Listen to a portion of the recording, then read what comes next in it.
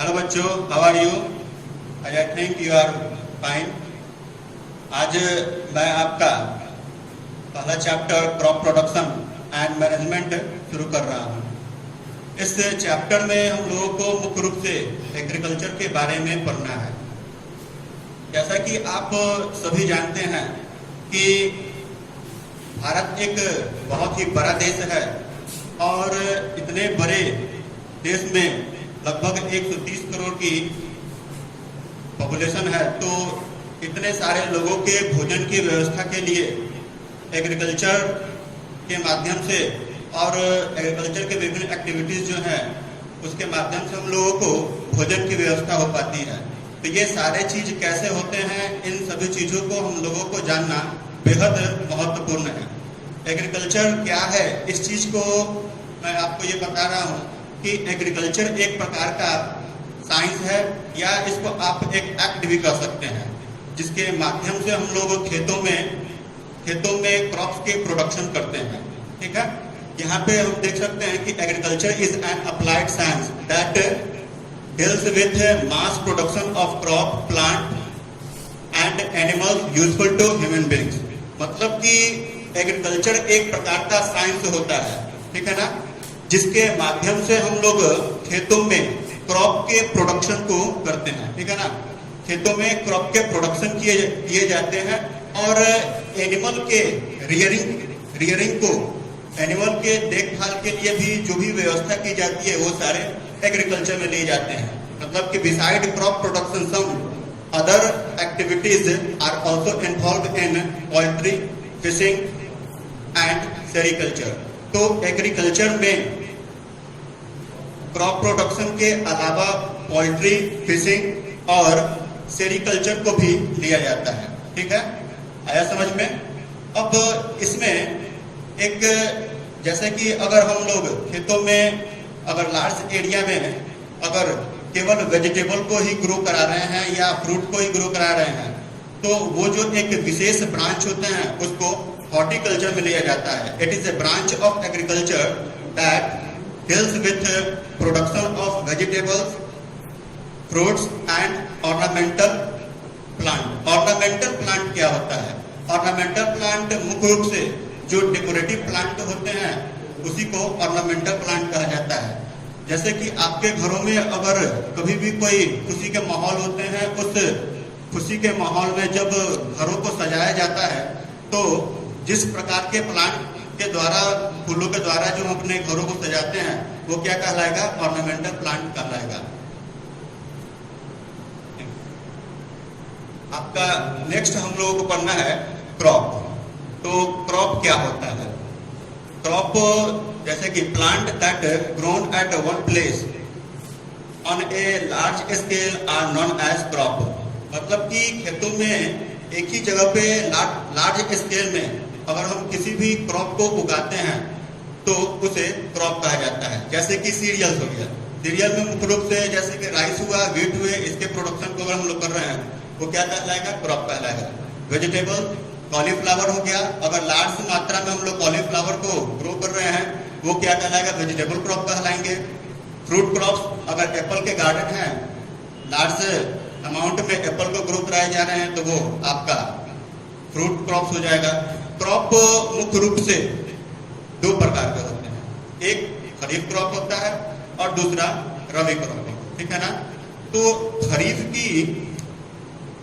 को रैनी सीजन में इसका प्रोडक्शन किया जाता है, ठीक है ना। इसकी खेती खरीफ की रैनी सीजन में की जाती है और रबी का विंटर सीजन के दौरान।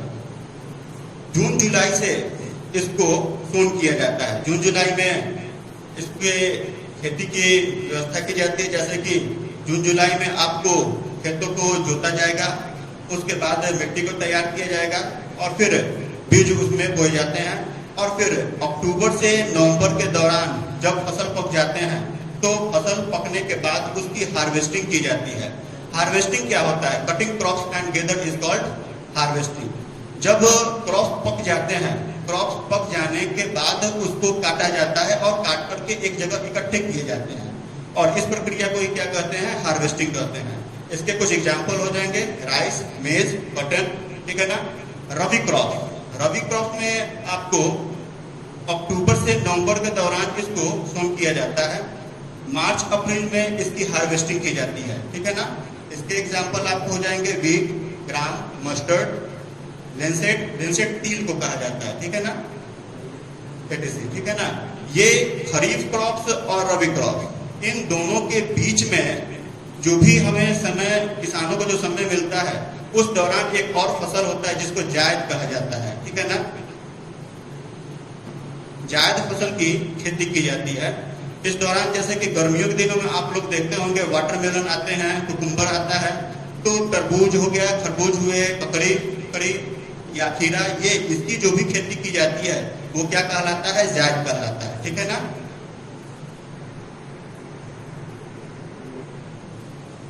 अब आगे हम लोग एग्रीकल्चर एक्टिविटीज के बारे में पढ़ेंगे, जो कि इसके बाद हम लोग जो वेरियस एग्रीकल्चर प्रैक्टिस है उसके बारे में जानेंगे। आपको एग्रीकल्चर के बारे में, उसके बारे में तो बताया गया, लेकिन ये खेती के दौरान कौन कौन सी प्रक्रिया होती है, कैसे ये एग्रीकल्चर होते हैं, तो इसके कुछ हम यहाँ पे कुछ जो स्टेप है इसके वो दिए गए हैं। जैसे कि सबसे पहला चीज क्या होता है, इस सॉइल को तैयार करना। तो सबसे पहले हम लोगों को क्या करना होगा, मिट्टी तैयार करना होता है। Preparing of soil by ploughing, levelling, manuring. इसमें पहले स्टेप में क्या किया जाता है, मिट्टी को तैयार किया जाता है। कैसे, सबसे पहले प्लाविंग किया जाता है, मतलब कि खेतों की जुताई की जाती है। हल के माध्यम से खेतों को पहले क्या किया जाता है, उसको प्लाविंग किया जाएगा। ये किस लिए महत्वपूर्ण होता है, जब हम लोग प्लाविंग करते हैं तो मिट्टी लूज हो जाते हैं, ठीक है ना। उस दौरान क्या होगा कि मिट्टी लूज हो जाते हैं, और मिट्टी जब लूज हो जाते हैं तो उसमें आसानी से एयर, वाटर आसानी से चले जाते हैं, और जो भी प्लांट हैं वो आसानी से उसके जो कोमल बीज होते हैं वो उसमें फैल पाते हैं। तो प्लाविंग करने के बाद उसके बाद लेवलिंग किया जाता है। मिट्टी के जो बड़े बड़े लम्स बाहर निकल आते हैं, ठीक है ना, वो जो मिट्टी के लम्स होते हैं, मिट्टी के जो बड़े बड़े टुकड़े होते हैं, उन सभी को फिर से बैठा करके बराबर करना पड़ता है। ये लेवलिंग प्रक्रिया कहलाता है, ठीक है ना। उसको हम लोग बराबर करते हैं, ये लेवलिंग कहलाता है। ये काम करने के बाद अब उसमें हम लोग मैन्योर या कंपोस्ट मिलाते हैं, ताकि मिट्टी की उर्वरक शक्ति जो है वो स्ट्रांग हो जाए, ठीक है ना। ये पहली प्रक्रिया होती है। उसके बाद उसमें बीज लगाए जाते हैं। Selecting and sowing seeds at the correct depth and distance. तो इसके बीच में एक और प्रक्रिया ये है कि सबसे पहले हम लोग सीड्स का सिलेक्शन करेंगे। सीड्स के सिलेक्शन के लिए आपको एक एक्टिविटी होता है, जैसे कि एक बीकर हम लोग ले लेंगे, ठीक है ना। एक बीकर लेंगे और इस बीकर में हम लोग क्या करेंगे, पानी भर देंगे, ठीक है ना। इसमें पानी भरेंगे,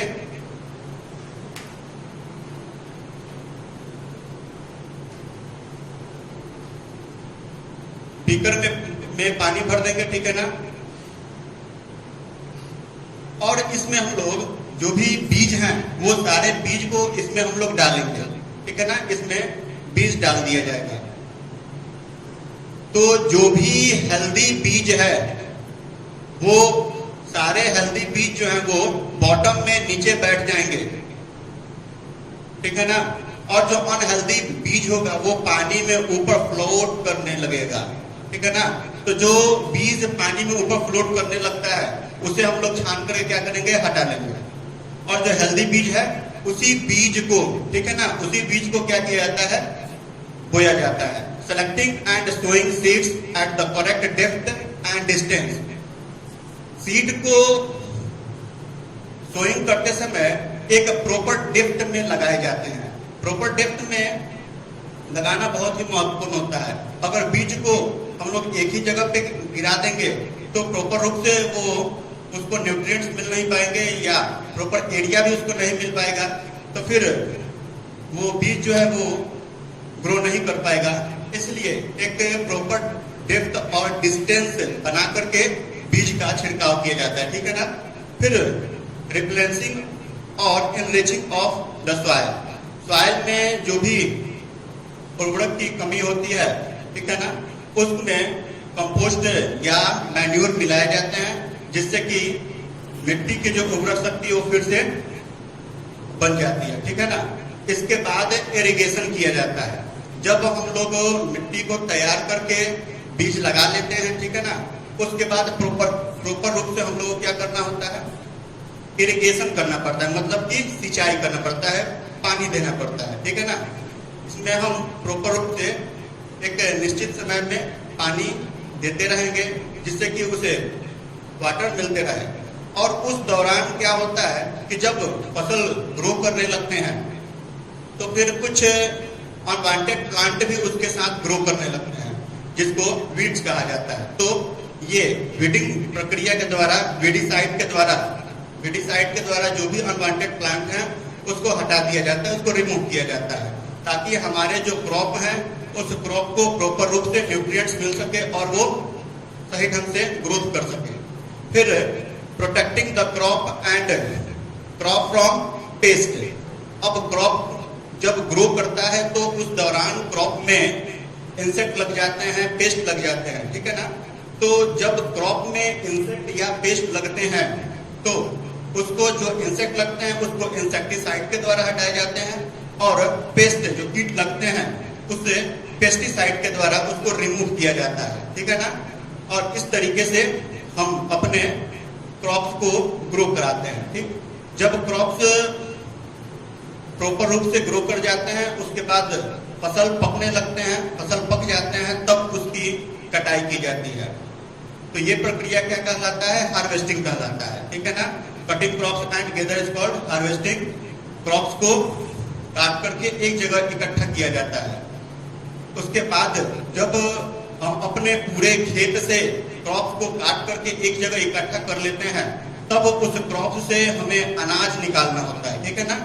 तो ये एक मशीन के माध्यम से थ्रेसिंग किया जाता है, ठीक है ना।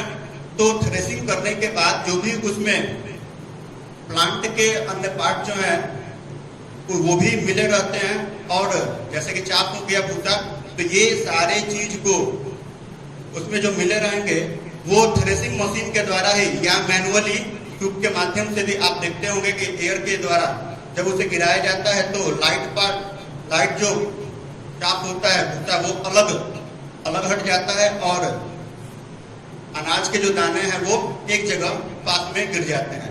तो ये प्रक्रिया विनोइंग कहलाता है। इस तरीके से हम अनाज को अलग कर लेते हैं। अब अनाज एक जगह अलग कर लेने के बाद तब उसकी स्टोरिंग की जाती है, अनाज को एक जगह उसका भंडारण किया जाता है।